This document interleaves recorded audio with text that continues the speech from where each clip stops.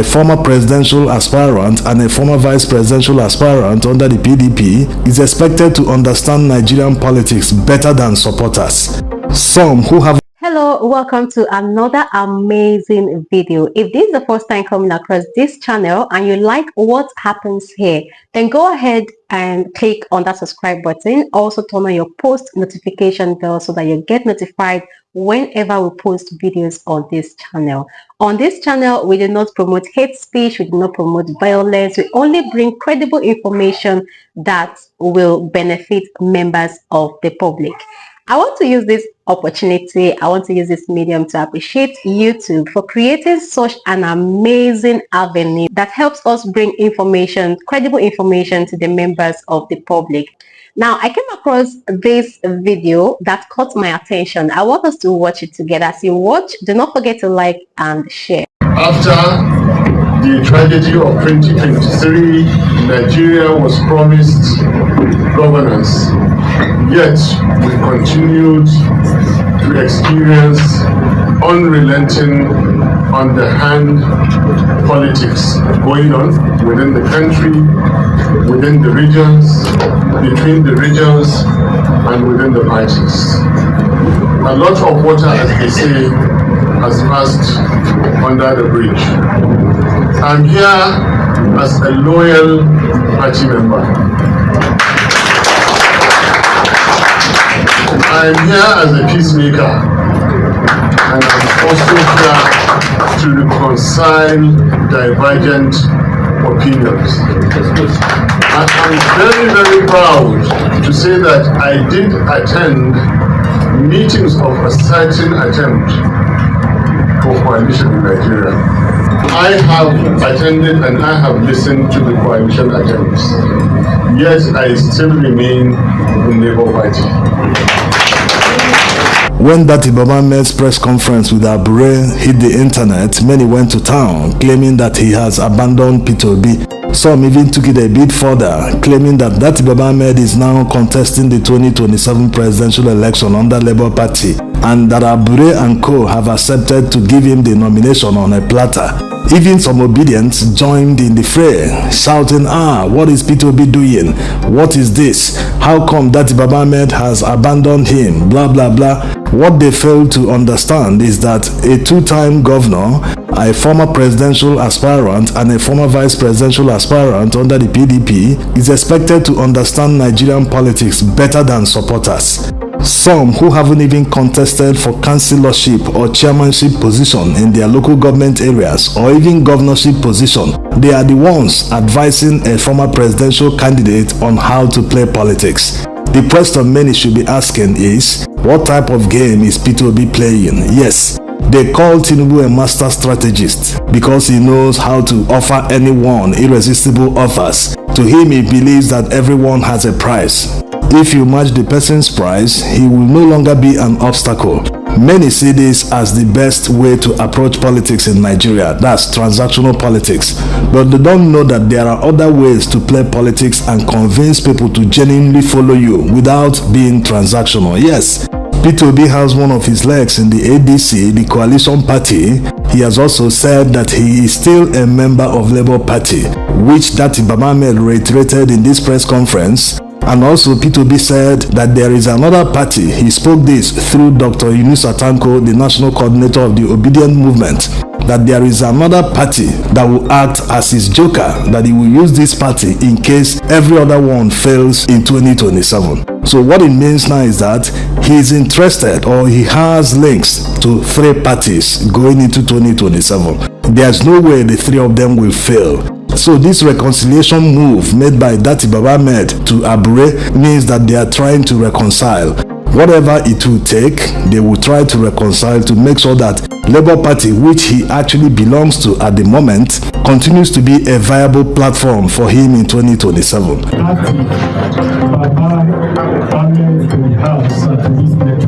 So having connections to three different parties will obviously put his adversaries into serious confusion.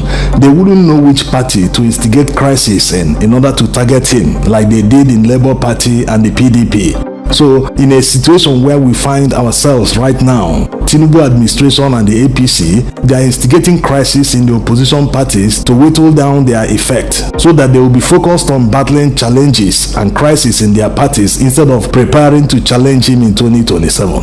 If he is truly popular like they always claim, why not allow a free and fair election? Why not prove to Nigerians that all the policies that you keep saying they are working, that he should use the election as a referendum on his policies? Yes, if they truly believe that all the narratives and propaganda they dish out on a daily basis to Nigerians, that all of them are true, use the election to test your popularity. Yes, if you are truly doing better than you claim, allow Nigerians to decide and answer and reply you, hey, yes, we are doing better. We are re-electing you to continue the good work. But we all know this is fantasy. It can never happen. Someone that found himself in power, instead of using that opportunity to prove to Nigerians that yes, he is truly that architect of modern Lagos, that he built Lagos, he tamed the Atlantic, he did this and did that, use that opportunity to prove to Nigerians, no, he started campaigning from day one. So no one will blame Peter Obi for bringing this kind of political gamesmanship at this time. Action begets reaction. Since they are attacking political parties, instigating crisis inside political parties so as to keep them busy, using lawfare and everything within their power to make sure all political parties are destabilized, then you have to introduce confusion. They can never attack all opposition parties. Even mushroom political parties that have never won any election, they can't just go out and start instigating crisis in all of them. So this way, they will be confused until the late hour. Maybe when it's time for presidential primaries, suddenly they will see, Peter Obi has emerged as a candidate of this political party, an unknown party, just like Labour Party in 2022. And despite that, under 9 months, he was able to garner millions of votes. Of course, they stole most of that votes. So the element of surprise is very nice. They will be busy too. Instead of campaigning and selling and marketing themselves to Nigerians, they will be busy looking at the opposition, trying to find which party they will work with, and at the end of the day, they will be swept away by surprise. Yusuf Datti Baba-Ahmed is also a real political master strategist. He was very intentional in the interview with Abure. He made it clear that Labour Party won more than 10 million votes in 2023, and they were robbed of the votes and allocated a paltry 6.1 million votes. He also referred to Peter Obi as his boss. Why he did all this was to make it clear that he was not there on his own, that someone sent him. If someone came to a meeting and started referring to someone else as his boss, you must know that what it means is that his boss sent him on a message. And he's also sending a message to their adversaries. Listen, we are going to take this Labour Party. You can't take it away from us. Actually, Labour Party should be the biggest political party in Nigeria, simply because nearly every Nigerian belongs to Labour Party. By the mere fact that NLC owns Labour Party, imagine the millions of Nigerians that belong to many unions under the NLC. And when you look at their manifesto, especially where Peter Obi talked about hourly wage, Nigerians are suffering today because they simply don't earn enough. Forget about people gaslighting and telling you to work harder and making unnecessary references and comparisons. No. The same job you do here in Nigeria, the same job a Mason does in Nigeria, if another person does that job in, say, US or Canada or England, that person will use the salaries to buy a car, buy a home, live large, afford to go on holidays once in a year. But a Nigerian doing that job in Nigeria cannot even afford to pay rent, not to talk of owning his own home, not to talk of buying a brand new vehicle, whether it's by hire purchase or not. He cannot afford the basic things of life despite doing the same job as his colleague in a Western country. So the problem here is not that the Nigerian worker is lazy or he doesn't work hard enough or that his work ethic is poor. No, it's simply the economy. Wages are too poor because of the economy. There is serious cheap labor in Nigeria. That's why many foreigners abuse Nigerian workers. You see Indian factory owners, Chinese factory owners in Nigeria paying Nigerians peanuts. Even on top of that, abusing them in the process. The government doesn't do anything.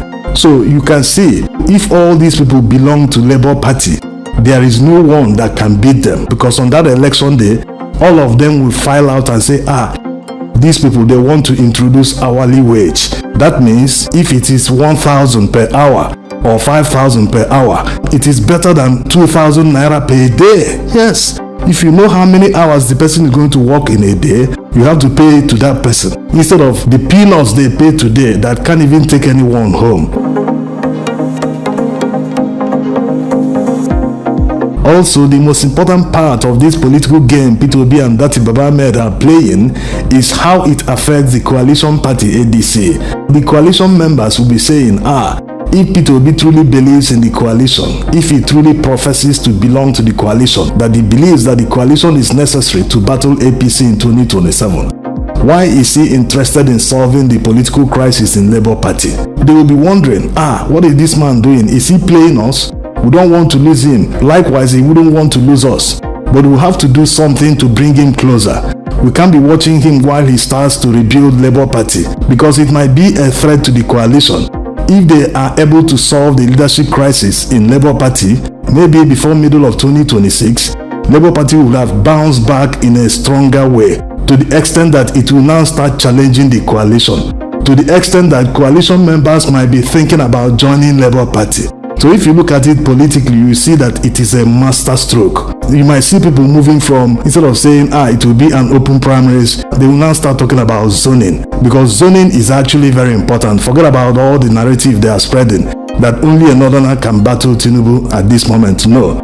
Even the man they are referring to, Atiku Abubakar, could not win the northern region in 2023. Yes, he comes from the north, and every presidential candidate right from 1999, since the Fourth Republic, have always won his region. Starting from Obasanjo. Obasanjo won his region 2 times, in 1999, in 2003. Buhari won the northern region.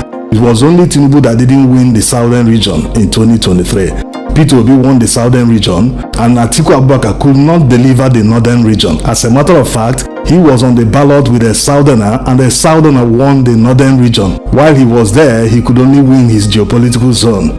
Also, it will be in the interest of the CPC, who you might say are mostly tilting to ADC. Some are still in APC, by the way, but it will be in their interest to back a southern candidate at this time. This is simply because of the power dynamics.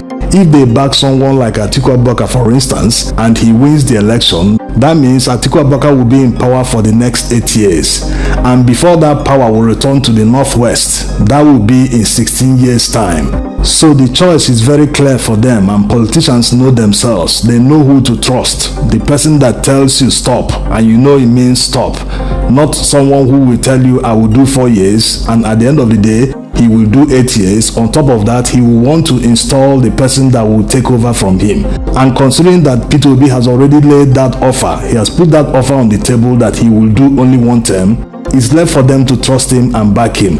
Remember, the CPC bloc have not joined in talking about zoning or not, whether it will go here or go there. So maybe when the time comes, they will play the political chess. But one thing seems clear, they are out for vengeance against Tinubu. They want to prove to him that they matter, that they can remove him from power, and they can no longer trust him, partly because he's very vindictive. Also, in the political calculation, they will have to deal with Ribadu. Yes, Tinubu might not be disposed to working with the CPC, even if they choose to support him in 2027. He might decide to go with Ribadu, someone he feels he might control, he might have some leverage over him when he leaves power in 2031. So these are the power dynamics they need to calculate in order to decide who they will support. Otherwise, they will be in the political wilderness for many years to come. Thanks for watching.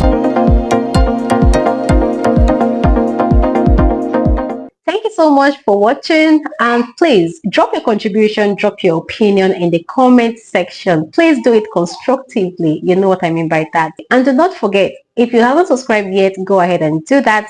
Like this video and also share. I'll see you in our next video.